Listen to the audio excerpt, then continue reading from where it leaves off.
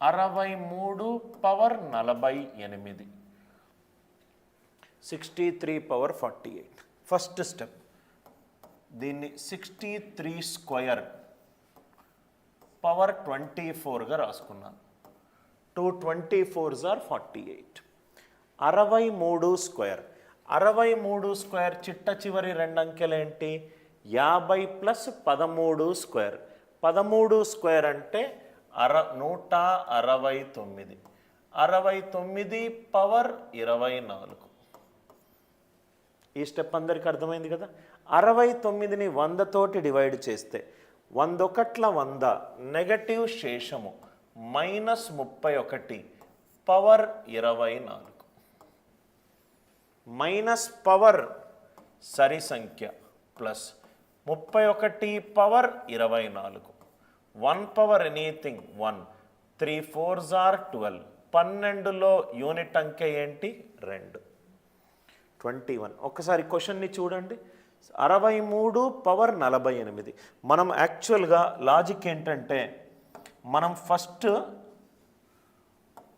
1 logic చేసాం, దాని తర్వాత 9 లాజిక్ చేసాం, దాని తర్వాత ఇప్పుడు మనం 3 7 లాజిక్ చేస్తున్నాం.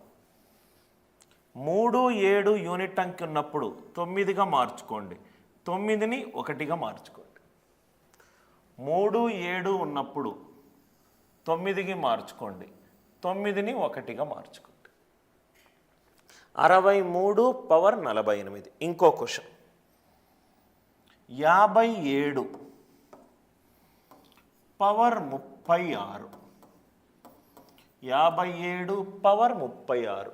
దీన్ని నేను ఇలా రాసుకోవచ్చు కదా, 57 స్క్వేర్ పవర్ 18. 57 స్క్వేర్, 50 కంటే ఎంత ఎక్కువ? 7 ఎక్కువ. 7 స్క్వేర్, 7 స్క్వేర్ అంటే 49. 49 పవర్ 18. 49ని 100 తోటి డివైడ్ చేస్తే 101 100 నెగటివ్ శేషము -51 పవర్ 18. మైనస్ పవర్ సరి సంఖ్య అంటే plus 51 power 18. 1 power any number 1. 5 8ల 40. 40లో యూనిట్ డిజిట్ ఏంటి? 0. 0 1. రెండో ప్రాబ్లం క్లియరా? Next 3 power 300. మూడో ప్రాబ్లం. ఫస్ట్ స్టెప్ ఏం చేయాలి? 3 7 ఉన్న చోట 9గా మార్చుకోవాలి. దీన్ని నేను 3 స్క్వేర్ పవర్ 150గా రాసుకోవచ్చు. 3 స్క్వేర్ అంటే 9.